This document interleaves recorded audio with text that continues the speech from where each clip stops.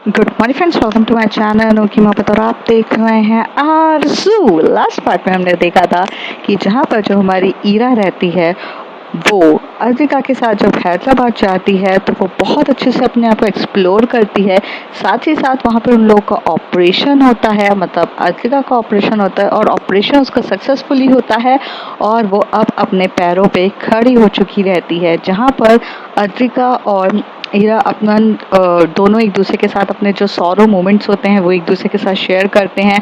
अद्विका बहुत ज़्यादा थैंकफुल होती है ईरा के कि आखिर उसके विश्वास और उसकी ये सब चीज़ों ने आज उसको यहाँ पर कंप्लीट करा दिया।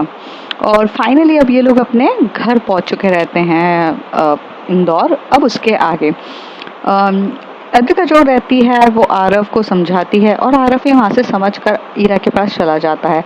अद्विका वहाँ से अपनी कैब लेती है, मतलब जो उसका ड्राइवर आता है उसे लेके वो वहाँ से चली जाती है। ईरा वहाँ पे आरव से पूछती है क्या बोल रही थी अद्विका, तो वो बोल रही थी कि मैं उसको एक्चुअली कह रहा था यार तुम अब चलने लग गई हो तो पार्टी शार्टी तो दो। तो उसने कहा कि ज़रूर मैं पार्टी शार्टी दूंगी और बस हम थोड़ी बहुत चीज़ें पार्टी शार्टी की प्लानिंग कर रहे थे। तभी ईरा कहती है मुझसे झूठ मत बोलो आरव, अद्विका ये पार्टी वार्टी प्लानिंग करने वालों में से नहीं है। तभी आरव कहता है कुछ हमारी भी टॉक्स हो सकती है, नाउ वी आर फ्रेंड्स ना, तो फ्रेंड्स टॉक भी तो हो सकती है। जैसे तुम लोग की गर्ल्स टॉक्स होती है वैसे फ्रेंड्स टॉक भी तो होती है ना।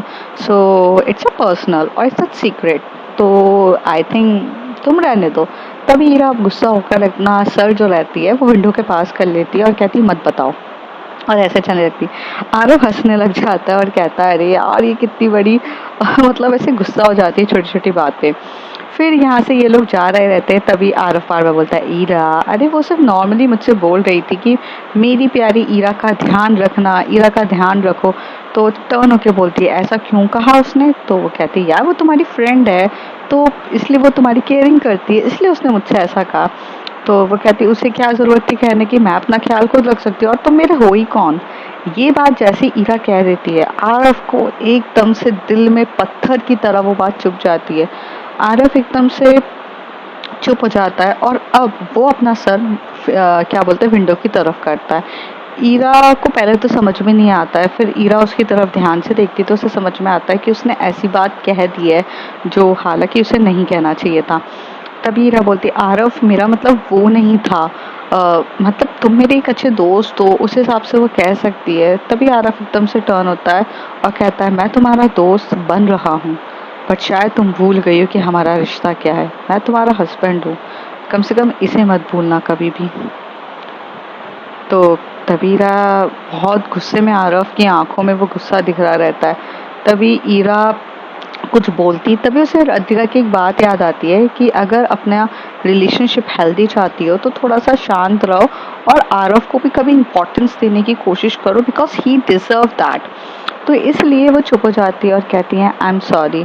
तभी आरव का थोड़ा मूड ऑफ रहता है तो वो बाहर विंडो की तरफ देख रहा रहता है। यहाँ पर जो अद्विका रहती है फाइनली अपने घर जैसी पहुँचती है एयरपोर्ट से डायरेक्ट घर पहुंचती है। जैसे ही उसकी मॉम उसका गेट ओपन करती है वो उसे वेलकम करती है हाथ में थाली लेकर और दिया वगैरह सब लगाती है। उसके डैड वहाँ पीछे खड़े हुए रहते हैं। डैड खुश होते हैं कि अद्विका फाइनली अपने लेग पे खड़ी है। और तभी ड्राइवर बोलता है मैम ये व्हील चेयर, तो तभी उसकी मम्मी कहती है हाय हाय अब ये व्हील चेयर्स को हटाओ, मेरी बेटी अब ये व्हील चेयर पे नहीं बैठेगी। 2.5 साल मेरी बेटी ने व्हील चेयर पे काटे, अब बिल्कुल मुझे ये व्हील चेयर नहीं चाहिए, ये हटाओ। तभी अद्विका जो होती है वो टर्न होती है अपने ड्राइवर भैया को कहती है कि रुको इसे स्टोर रूम पे रख दीजिए क्योंकि इसके साथ मेरी बहुत सी यादें जुड़ी हुई हैं और ये मेरे लिए उतनी स्पेशल है जितनी है। हालांकि इंसान बुरे वक्त में साथ छोड़ देता है बट ये कुछ ऐसी चीज़ें रहती हैं जो हमारा साथ कभी नहीं छोड़ती हैं और मैं हर चीज़ों को इम्पोर्टेंस देती हूँ। आज ये जब तक थी इसने मेरा बहुत साथ दिया है तो मैं इसे ऐसे कूड़े में डस्टबिन में नहीं फेंक सकती, मैं इससे भी प्यार करती हूँ, आप इसे स्टोर रूम पे रखिए। तभी उसकी मम्मी कहती है हाँ हाँ तुम ठीक है तुम चलो अंदर। तो अद्विका चल रही रहती है लेकिन अभी भी अद्विका के लेग्स पे चलते टाइम वो एकदम इतने ठीक नहीं हुए रहते। तो वो मतलब मैंने बताया था ना कि वो स्टिक के सहारे चलती है, उसके लेग्स पे अभी भी वो थोड़ी सी स्ट्रेट करने के लिए जो रॉड्स लगी रहती है वो लगी रहती है। तो फिर वो धीरे धीरे चल रही रहती है। तभी इसके डैड बोलते हैं finally charm you did it. तभी अद्विका अपने डैड की तरफ देखती नहीं है और साइड वाइड देखने लगती है। तभी अद्विका की मॉम कहती है तुम्हारे डैड कुछ कह रहे हैं अद्विका। तभी वो अद्विका अपनी मॉम की तरफ देख के बोलती है जो इंसान मुझ पे विश्वास नहीं रखता, जिस इंसान ने मुझे हमेशा से डीमोटिवेट किया, जिस इंसान के दोस्त थे मुकेश मेहता जो एक अच्छा खासा था, मेरे डैड ने तो कभी ये सब मेरे लिए किया ही नहीं। उनको बस अपना एक ऐसा चीज़ चाहिए ना कि जैसे अगर वो ये सब चीज़ें किसी और के लिए करते तो उनको फ्रेम मिलता, लेकिन अगर उनको अपनी बेटी के लिए करना पड़ रहा है तो उसे फ्रेम नहीं मिल रहा है तो वो क्यों करेंगे। So this is a difference between mom, me and another person. मेरे डैड सिर्फ और सिर्फ अपनी फ्रेम, अपनी रेपुटेशंस और अपने पैसों के पीछे भागते हैं। रिलेशन के पीछे भागना तो उन्होंने 2 साल पहले ही छोड़ दिया था। सॉरी, लेट मी करेक्ट, साढ़े 3 साल पहले। तो तभी उसके डैड बोलते हैं मैंने क्या नहीं किया तुम्हारे लिए, क्या नहीं किया तुम्हारे लिए मैंने इतने अच्छे अच्छे डॉक्टर भेजा, तुम्हें यूएस भेजा, तुम्हें यहाँ भेजा, तुम्हें मेरी कोई कदर ही नहीं है। तभी उसकी मॉम कहती शांत हो जाओ, तुम दोनों आपस में ही लड़ते रहते हो। तो तभी वो अद्विका खड़े होकर बोलती है डैड, यूएसए भेजना और यूएसए में लेकर जाने में फ़र्क होता है। आप एक डॉक्टर हैं, लेकिन डॉक्टर के साथ आप एक पिता भी थे। आपकी बेटी के साथ ये सब हुआ था तो आप अपनी बेटी को साथ में लेकर जाते और उसका ट्रीटमेंट एज अ डॉक्टर नहीं एज अ फादर करते ना तो मुझे ज़्यादा खुशी होती। क्योंकि मुझे जो अफेक्शन चाहिए था आपसे, जो सिंपैथी चाहिए थी, वो मुझे मेरे डैड से चाहिए थी। बट एक अनजान इंसान मुझे वो सारा ट्रस्ट करके, भरोसा करके आज मुझे मेरे लेग पे खड़ा किया। अरे उसका तो इतना बड़ा कर्ज है मुझ पर कि मैं चाहूँ तो नहीं चुका सकूँ। पर हाँ dad, you hurt me this time and आप सोचिएगा भी मत। और ये बोल के वहाँ से अद्विका चली जाती है। अद्विका जाते से ही अपने रूम पर जाती है, आराम से बैठती है और वो ईरा को मैसेज करती है कि तुम घर पहुँच गई। तो तभी ईरा बोलती है हाँ मैं घर तो पहुँच गई हूँ पर मेरे से एक गलती हो गई है अद्विका। तभी अद्विका बोलती है अब क्या किया तुमने। तो वो बोलती है मैंने आरव को हर्ट कर दिया। तो वो कहती है क्यों करती हो तुम मीरा ये सारे काम। अद्विका कहती है, तभी वो कहते हैं जानबूझ के नहीं किया ना, वो मुझ पे हक जता रहा था ये वो। तभी अद्विका कहती है फॉर गॉड से मीरा, पहले थोड़ा सा माइंड सेट ये लेके चलो कि वो हक जता सकता है क्योंकि उसे हक तुमने ही दिया है। 7 फेरे जो तुमने किए हैं, जो उसके नाम का मंगलसूत्र और सिंदूर पहनती लगाती हो, वो उसके नाम का है। तो in short he has a right on you. दिल का राइट नहीं है, दिल पे तो मेरा राज है, लेकिन बाकी चीज़ों पे तो उसका राइट्स है ना। And he is a nice guy जो तुम्हारे साथ हर चीज़ में बहुत अच्छे तरीके से पेश आ रहा है। तुमने शायद हस्बैंड्स देखे नहीं है जो डोमिनेटिंग होते हैं और जो गलत अपनी बीवी को सिर्फ अपने पैर की जूती समझते हैं। कुछ हस्बैंड्स ऐसे भी होते हैं, but Aarav is a nice guy. He is treating you like a friend and like a princess. So don't treat like him और शिट, ऐसे लिख देती है अद्विका और थोड़ा सा गुस्से की इमोजी बना देती है। ईरा बोलती है आई एम सॉरी अद्विका, तुम मुझ पे गुस्सा क्यों हो रही हो। तभी अद्विका बोलती है क्योंकि तुमने काम ही ऐसे किए हैं। आरव तुम्हें 5 डेज तक उसने तुम्हें डिस्टर्ब भी नहीं किया, उसने तुम्हें पूरी स्पेस दी।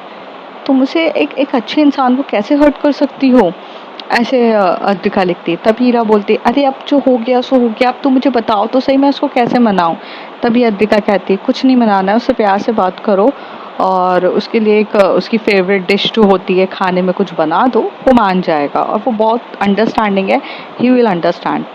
तभी वहाँ से ईरा कहती ओके ओके मैं ट्राई करती हूँ and thank you, I am sorry. तो कहती don't be sorry to me, but उसको हर्ट मत करो, ही इज़ नाइस गाय। और एक चीज़ और बोलना चाहूँगी ईरा, अगर तुम आरव को हर्ट करोगी तो मतलब तुम मुझे भी हर्ट करोगी, बिकॉज वो एक अच्छा लड़का है और मैं उसके लिए जेन्युइनली तुम्हें कहूँगी कि उससे अच्छा हस्बैंड तुम्हें कहीं नहीं मिलेगा लाइफ में। He is understanding guys, so please don't destroy your married life for temporary relationships, okay, ऐसे लिख देती है। तभी ईरा कहती है you and me are the temporary relationship. तो तभी अद्विका कहती है इस बारे में हम बाद में बात करेंगे, पहले तुम्हारा प्योरिटी, तुम्हारा हस्बैंड आरफ होना चाहिए। तो तभी ईरा बोलती है मेरी प्रायोरिटी तुम हो फर्स्ट, बिकॉज मैं तुमसे प्यार करती हूँ। ईरा काफ़ी गुस्से में बोलती है, तभी अद्विका कहती है आई नो मैं तुम्हारी प्रायोरिटी हूँ, बट राइट नाउ तुम्हारा फोकस आरफ पे होना चाहिए, बिकॉज मैं तुम्हारे साथ उस घर पे नहीं हूँ। तो वो कहती है तुम रहो या ना रहो, लेकिन मेरे दिल पे सिर्फ तुम ही राज करती हो, तो तुम्हें समझ में आ रहा है। तभी अद्विका कहती है मैं तुम्हें नहीं एक्सप्लेन कर सकती, मैं ऑफलाइन हो रही हूँ, और बाय करके वो चली जाती है। ईरा यहाँ पे प्यार मैसेज करती है अद्विका तुम ऑफलाइन कैसे हो सकती हो, तुम मेरी बात सुनो, तुम ऐसे कैसे कर सकती हो। पर अद्विका कुछ भी रिस्पॉन्स नहीं देती है, क्योंकि वो उसे समझा नहीं सकती थी उस टाइम के जोन पर। तभी थक हार कर ईरा अपना मोबाइल साइड में रख देती है और वो कहती है कम से कम आरव को मुझे ऐसे नहीं कहना चाहिए था। फिर वो जब घर पे मतलब अपने रूम से बाहर निकल के जाती है, तब एज यूजुअल सासू माँ उनकी करती है अच्छा अब तो मायके से अच्छे से घूम फिर कर आ गई हो, शायद से बहुत इंजॉय करके आई होगी मायके में, अब तुम्हारा मायके वगैरह अब तो जाना तो होगा नहीं ना, तो तुम ये बताओ कि अब तुम थोड़े घर वर पे भी ध्यान दो कि। तो तभी आरव जो होता है वो कुछ भी नहीं बोलता। यूजुअली हमेशा से आरव स्टैंड लेता था अपनी वाइफ का, बट इस बार वो चुप रहता है। तभी जो ईरा होते हैं वो कहते हैं कि हाँ मम्मा मैं तो यहीं पर हूँ, मैं ध्यान दूंगी, आपको ऐसा क्यों लगता है कि मैं ध्यान नहीं दूंगी। तो वो कहती हैं कि हाँ ध्यान दो, कल तुम्हें मेरे साथ मार्केट चलना है, बहुत सारा सामान खरीदना है और ये वो। तो वो कहती है पर मेरा तो कल ऑफिस है ना। तो कहती क्यों ऑफिस की छुट्टी नहीं मार सकती हो तुम, ऑफिस की छुट्टी मारो, जब तुम अपने माँ बाप को इतना टाइम दे सकती हो तो अपनी सास को देने के लिए तुम्हारे पास टाइम नहीं है। तो वो कहती है कि पर मम्मा कल मेरा ऑफिस है, मैं ऑफिस जाना मेरे लिए ज़रूरी है, मैं बाद में टाइम निकाल लूँगी।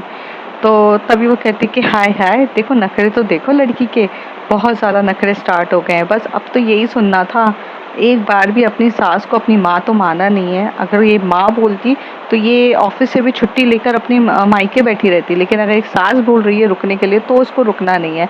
और ऐसे करके वो बहुत सारी बातें सुनाने लग जाती है। ईरा का सिर्फ नज़र आरफ की तरफ थी कि आरफ कोई कुछ बोलेगा, लेकिन आरफ वहाँ से चुपचाप उठ के अपने रूम की तरफ चले जाता है।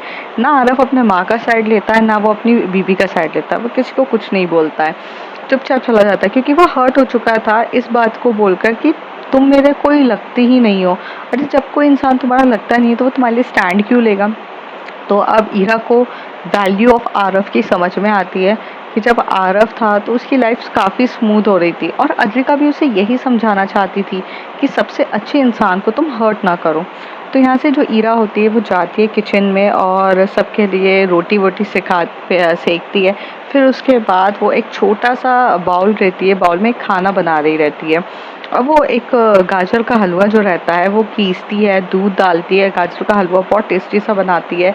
और तब उसकी सासू माँ बोलती है तू कर क्या रही है। तो कहते हैं कि मम्मी जी हर चीज़ में इंटरफेयर करने की ज़रूरत नहीं होती है। अगर आप मेरे को अपनी माँ समझते, अगर आप ये बोलते हो कि मैं आपको अपनी माँ समझूं, तो मेरी माँ हर चीज़ में इंटरफेयर नहीं करती है, एंड ये शायद मेरा भी घर है और इस घर में मुझे भी हक है अपने हिसाब से काम करने का। सो शायद आपको अब बुरा नहीं लगना चाहिए, आप साइड हट जाइए। और ऐसे कह के वो गाजर का हलवा लेकर जाती है सामने के सामने सास की तो पूरी बॉडी तिलमिला जाती है कि बाप रे उसने ऐसे क्या कह दिया। लेकिन वो चुपचाप जाती है, जाके आरव के पास बैठती है और आरव को बोलती है आरव मेरी बात तो सुनो। आरव इधर उधर देखने लगता और बोलता है ईरा मुझे ऑफिस का काम है, मुझे अभी कुछ बात नहीं करनी है। तभी ईरा बोलती है प्लीज़ मेरी बात सुनो, ये गाजर का हलवा है, तुम्हारा फेवरेट है ना, खा लो। तभी आरव देखता है, उसको अच्छा लगता है कि ईरा ने मेरे लिए बनाया है, लेकिन वो फिर कहता है नहीं, हम है ही कौन एक दूसरे के जो तो मेरे लिए गाजर का हलवा बना रही हो, मुझे नहीं खाना है। तभी ईरा को समझ में आता है कि उफ उसने बहुत बड़ी गलती कर दी। तभी वो धीरे से जाती है और जाकर आरव के बाजू में बैठती है और बोलती है आरव प्लीज़ खा लो, मैंने इतनी मेहनत से बनाया है, गंदा लगे तो फेंक देना पर ट्राई तो करो। आम, हम एक दूसरे के बेस्ट बडी हैं, पिंकी प्रॉमिस वाला बडी जो होते हैं, प्लीज़ खा लो, एक फ्रेंड के लिए तो लेकर आता है ना, प्लीज़ प्लीज़ प्लीज़। पर आरफ नहीं खा रहा रहता है, वो काफ़ी ज़्यादा रिजिड नेचर का कर रहता है। तभी इरा को कुछ समझ नहीं आता, वो एक स्पून लेती है और आरफ का मुंह को पकड़ती है और ज़बरदस्ती घुसेड़ देती है और उसके मुंह को बंद कर देती है और कहती है कि फेंकना नहीं, खाओ चुपचाप। तभी आरफ के पास कुछ ऑप्शन नहीं बचता है और आरफ चबाते हुए धीरे धीरे से खाता है और फिर कहता है कि ज़बरदस्ती है इरा। तो कहती है हाँ ज़बरदस्ती है, क्योंकि ज़बरदस्ती मैं अगर हर्ट कर सकती हूँ तो ज़बरदस्ती मैं तुम्हारे को मना भी तो सकती हूँ ना। अच्छा, कान पकड़ के सॉरी बोलती हूँ, वो मेरा इंटेंशन वो नहीं था। तभी आरफ टर्न होके बोलता है इरा तुम क्या चाहती हो, मैं तुमसे बहुत प्यार करता हूँ और मैं सच्ची में तुमसे बहुत प्यार करता हूँ, इसलिए मैं तुम्हारी सारी बातें झेल रहा हूँ। मानता हूँ मेरी कुछ गलतियाँ थी, उस गलतियों को मैं सुधारने के लिए बैठा हूँ। पास्ट में जो हुआ वो सही नहीं था, बट मैं रियली में तुमसे प्यार करता हूँ, तुम्हें समझ में आता है। तो तभी इरा कहती है हाँ आरफ मुझे सब समझ में आता है, बट मैं तुमसे प्यार नहीं करती हूँ। तो कहते हैं कि मत करो मुझसे प्यार, मैं तुमसे ये लव का चीज़ एक्सपेक्ट भी नहीं करता हूँ, बट मैं तुमसे सिर्फ इतना चाहता हूँ कि तुम मुझे हर्ट तो ना करो। तो कहते हैं कि हाँ तुमसे ये बोलना कि तुम मेरे हो कौन, ये सच्ची में हर्टिंग नेचर था एंड इसके लिए मैं सॉरी बोलती हूँ, कान पकड़ के सॉरी बोलती हूँ, प्लीज़ माफ़ कर दो। तो कहते ठीक है। तो तभी इरा कहते मम्मी कल मुझे ऑफिस, तो कहते चले जाना ऑफिस तुम, मम्मी का जो मार्केट लेके जाना है वो मैं रोहित को कह दूंगा, वो कर देगा एंड ध्यान रखो अपना। और ऐसे करके जाते हैं। तभी अद्रिका को ईरा मैसेज करती है कि मैंने आरफ को मना लिया है। अद्रिका वो मैसेज पढ़ती है, उसको लिख के भेजती है गुड गर्ल, अब कभी आरफ को हर्ट मत करना। तभी ईरा बोलती है तुमने सही कहा था अद्रिका, अगर मुझे इस घर में सरवाइव करना है तो मुझे आरफ के साथ बहुत अच्छे से और जेन्युइन बिहेवियर रखना पड़ेगा, क्योंकि अगर मैंने उसे हर्ट कर दिया तो मेरी इस घर में रहना बहुत मुश्किल हो जाएगा। तो अद्रिका बोलती है घर में रहने की बात नहीं है मुश्किल, घर तोड़ना बहुत आसान होता है ईरा, बट घर को लेकर चलना बहुत मुश्किल होता है। मैं सिर्फ इतना चाहती हूँ तुम्हारा घर अच्छे से रहे, ये बोलकर वो बोलती है। तभी ईरा बोलते हैं अब ये सब छोड़ो ना, लेट्स टॉक सम रोमांटिक। तभी अद्रिका कहती है मैं थोड़ी सी टायर्ड हूँ, मैं सो रही हूँ, और ऐसे करके वो बाय कर रही थी। तभी ईरा को काफ़ी ज़्यादा हर्ट होता है कि वो उससे रोमांटिक तरीके से बात क्यों नहीं करी। हालांकि दूसरी तरफ जो अद्रिका रहती है अपने डैड के साथ थोड़ा सा उसका कॉन्फ्लिक्ट होता है, उस बात से वो भी थोड़ा गुस्से में रहती है।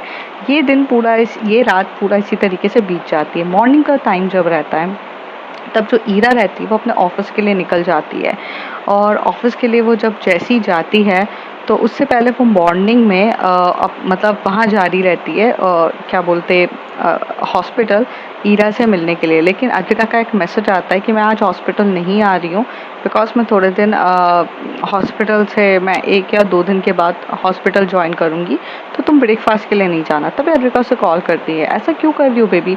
तो कहती है कि यार अभी अभी मेरे लेग सही आए हैं, थोड़ा बहुत लाइफ तो मुझे जीने दो मेरे लेग के साथ। मुझे थोड़ा सा मसाज वगैरह जाना है, थोड़े से लेग्स में अभी भी मुझे थोड़ा वर्क करना है, उसके बाद जब मैं प्रॉपर तरीके से चलने लगूंगी मैं आ जाऊंगी। तो तब ईरा कहती है पर बेबी मैं तुमसे मिलूंगी कैसे। तो वो कहती है कि तुम 5-6 डेज के बाद ऑफिस जा रही हो, तुम्हारे पास काम इतना होगा कि आज तुम देखना तुम फ्री ही नहीं हो पाओगी। I know what is a office life, तुम फ्री नहीं हो पाओगी। तो वो कहती है नहीं मेरे को इतना काम नहीं है, मैं फ्री हो जाऊंगी। तो कहती है लगी शर्त, लगा कर देख लो।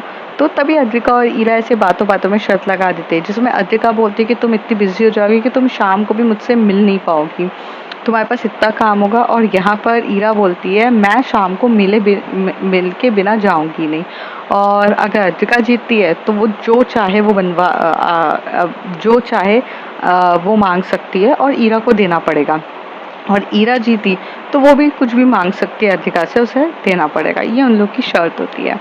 तो ऐसा ही होता है, वो जाती है ऑफिस और अपने काम में लग जाती है, और वो स्टार्टिंग का जो फर्स्ट हाफ रहता है उसके पास कुछ काम नहीं रहता, नॉर्मल रहती है वो, लाइक कि सब आ रहे जा रहे ऐसे नॉर्मल उसका काम चल रहा रहता है, वो काफ़ी फ्री रहती है और वो फिर बहुत ज़्यादा खुश रहती है कि चलो अब फाइनली और जब लंच टाइम तक वो काफ़ी ज़्यादा फ्री रहती है और उसको अच्छा लग रहा था, उसे इस बात की खुशी हो रही रहती है कि ईरा को कि अब वो अपनी शर्ट जीत सकेगी।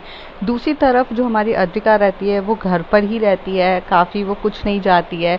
और उसकी मॉम उसे बोलती है कि आज तुम कहीं जा नहीं रही हो, तो कहती है नो मॉम, मैं आज अपने घर को घूमना चाहती हूँ और मुझे अच्छा लग रहा है।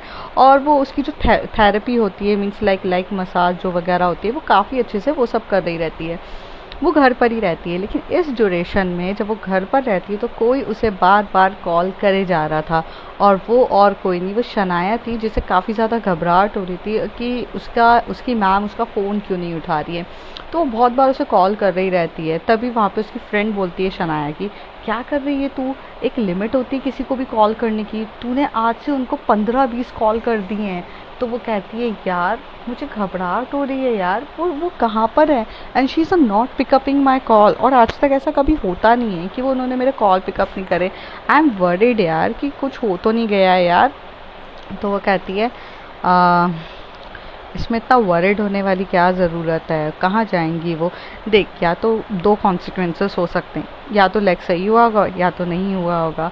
तो कहती पागल नेगेटिव बातें मत कर, वो सही होनी चाहिए, बट यार मुझे घबराहट हो रही है, मुझे ना बहुत बहुत ज़्यादा एनजाइटी फील हो रही है कि यार प्लीज़ कुछ करना यार। तो कहती है यार मैं तुझे अभी कुछ कर तो नहीं सकती हूँ, बट एक एडवाइस दे सकती हूँ। तभी शनाया अपनी फ्रेंड की तरफ देख के बोलती है, come on babe, I am just waiting for your advice.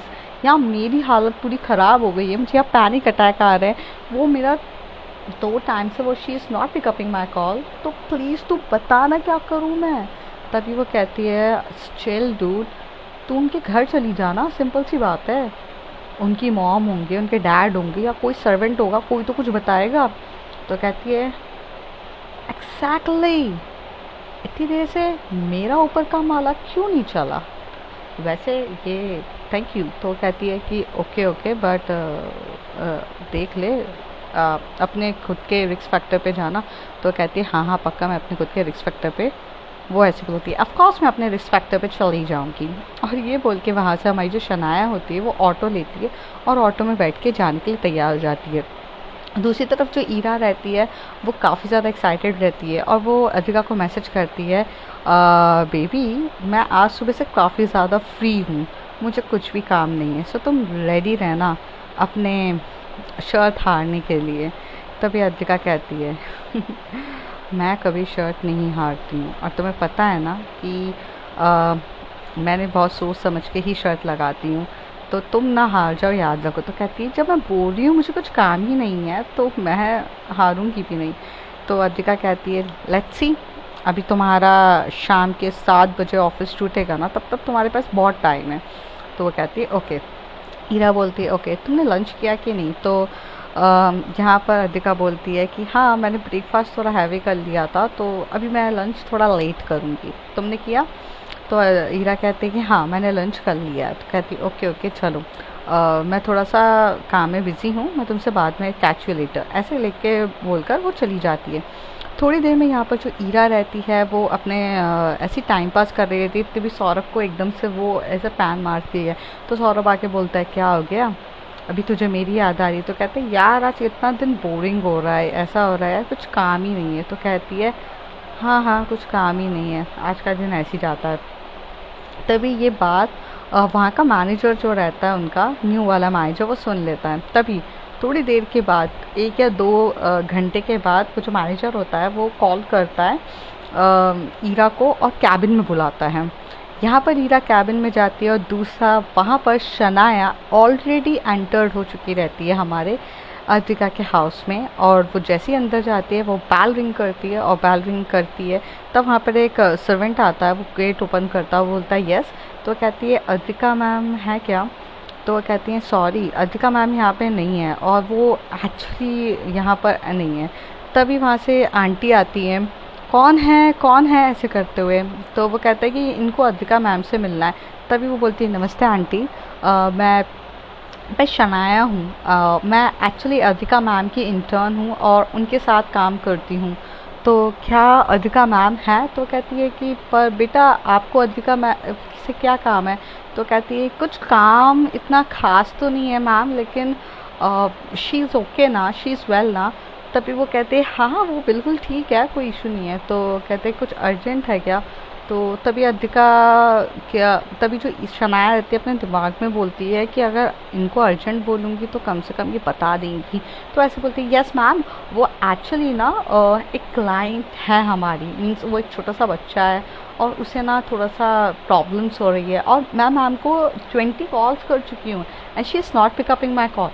आपको लगता है तो ये देखिए मैम मेरे कॉल लॉग्स, यहाँ देखिए ना मैंने कितनी बार इनको कॉल किया है but she is not pickupping my call and when she is not pickupping my call मैं कैसे उनसे बात करूँ, मैं कैसे सारी प्रॉब्लम्स को रिसॉल्व करूँ। So please help me out, please please please is a kindly request, can you just help me out. तभी वहाँ से अधिका की मम्मी कहते हैं हाँ बेटा मैं बिल्कुल बोलती हूँ कि तुम अपने क्लाइंट के लिए इतनी दूर आई हो, बाप रे तुम यहाँ बैठो ज़रा, बैठो यहाँ पर, मैं अधिका को बुलाती हूँ। तो तभी वो कहती है ओके ओके। अब जो शनाया रहती है उसकी हार्ट बीट बहुत ज़्यादा हाई होने लगती है क्योंकि फाइनली वो अधिका मैम को देखेगी।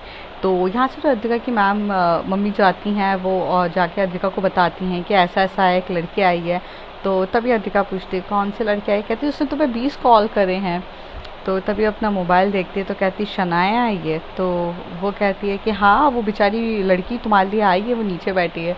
तो कहती है ठीक है मॉम, मैं देख लेती हूँ, आप जाओ। अधिका यहाँ से धीरे से मतलब अपने उसका जो रूम रहता है वो ग्राउंड फ्लोर पर ही रहता है, तो मतलब दो ड्यूप्लेक्स रहता है, अपर और नीचे। तो वो ऊपर नहीं रहती है, वो ग्राउंड फ्लोर पर ही रहती है। फिर वो धीरे धीरे चलते हुए आ रही रहती है, वो बहुत आराम से आ रही रहती है। तो शनाया जो होती है उसे अधिका मैम के घर में वो फर्स्ट टाइम आई रहती है। तो शनाया उठती है और कहती है वाओ अधिका मैम का घर कितना अच्छा है, मीन्स लाइक फार्म हाउस भी है, ये भी है, how she is so much rich यार। काश कभी हम भी होते, हम तो लोकल बस के धक्के खा खा के थक गए, मैं तो बस में ही ट्रैवल करती रह जाती हूँ, मेरी लाइफ कैसी है। Wow what a fountain, I mean इतना छोटा सा फाउंटेन बट कितना क्यूट है। और ऐसे कह के वहाँ से शनाया उठती है। अधिका उसको पीछे से देख रही रहती है कि कहाँ जा रही है। फिर शनाया धीरे धीरे उसके आगे जा रही रहती है और जो हमारी जो शनाया होती है वो फाउंटेन को देख रही रहती है और कहती है वाओ कितना क्यूट है क्यूट है। अधिका थोड़े डिस्टेंस पे पीछे खड़ी रहती है शनाया के। फिर जो अधिका होती है वो कुछ बोलती, उससे पहले शनाया थोड़ा पीछे होती है और पीछे होके वो बाजू की जो पेंटिंग्स होती है सबको देख रही रहती है। अधिका बस चुपचाप वो बच्ची की जो एकदम नटखट अदाएं होती है ना वो उसे नोट कर रही रहती है। थोड़ी देर में शनाया होती है और एकदम से शनाया का मिस बैलेंस होता है, उसकी जो हील्स होती है वो कारपेट के वहाँ पे थोड़ी सी अटक जाती है, वहाँ जो कारपेट रहता है, और वो एकदम से गिरने ही वाली रहती है। तभी अधिका उसे पकड़ती है, बोलती है आर यू ओके? शनाया सिर्फ और सिर्फ अधिका को देखती ही रह जाती है। 5 मिनट्स तक उन दोनों के बीच में ना कुछ कन्वर्सेशन होती है ना कुछ होती है, सिर्फ वो एक दूसरे को देख रहे रहते हैं एंड दोनों के बीच में सिर्फ और सिर्फ आई कांटेक्ट रहता है। एंड साइलेंटली एकदम से शनाया अ, कुछ बोलती नहीं है, बस अपना हाथ उठाती है और अधिका के मैम के गालों पे रखती है और थोड़ी देर में अधिका उसे ऊपर करती है और बोलती है आर यू ओके? तो शनाया बोलती है ma'am ma'am oh God you are standing on your feet, oh my God oh my God. और ऐसे करके इतना टाइटली हग करती है शनाया को, शनाया भी उसे हग बैक करती है और बोलती है। और अद्रिका उसे मतलब जब ऐसे खड़ा होता देखती है तो शी स्टार्टेड क्राइंग, वो रोने ही लग जाती है। उसे समझ में नहीं होता है और वो रोने मतलब ऐसे रोने लग जाती है। तभी अतिका उसके सर पे हाथ फेंक के बोलती है why you are crying baby, why you are crying? तो कहती है आपको ऐसा देख के मैं क्या ही बोलूँ, you are such a, I mean आप आप खड़े हो गए हो, आप खड़े हो गए हो, इससे ज़्यादा मुझे और क्या चाहिए। आई मीन मतलब मैं क्या ही बोलूँ, मेरे पास तो कुछ वर्ड्स ही नहीं है। तो वो कहती है कि come on come on come on Shanaya, okay okay, but आप मेरा फ़ोन क्यों नहीं उठा रहे थे? शनाया एकदम से बोलती है। कहती है मैं तुम्हें सरप्राइज़ देना चाहती थी बट तुमने यहाँ आके मुझे सरप्राइज़ कर दिया। मैं तो चाहती थी कि मैं तुम्हें आराम से मिलूँ। तो वो कहती है कि गलत टाइम पे आ गई क्या मैं? तो कहती नहीं, ऐसा कुछ नहीं है। चलो, आर यू ओके? तो कहती है I am damn happy, dam dam dam happy, और ऐसे बोलती है। दूसरी तरफ जो हमारी ईरा रहती है, अब उसके साथ कैबिन में क्या हुआ ये सब जानिए अगले कुछ एपिसोड्स में। तब तक के लिए बाय बाय, टेक केयर।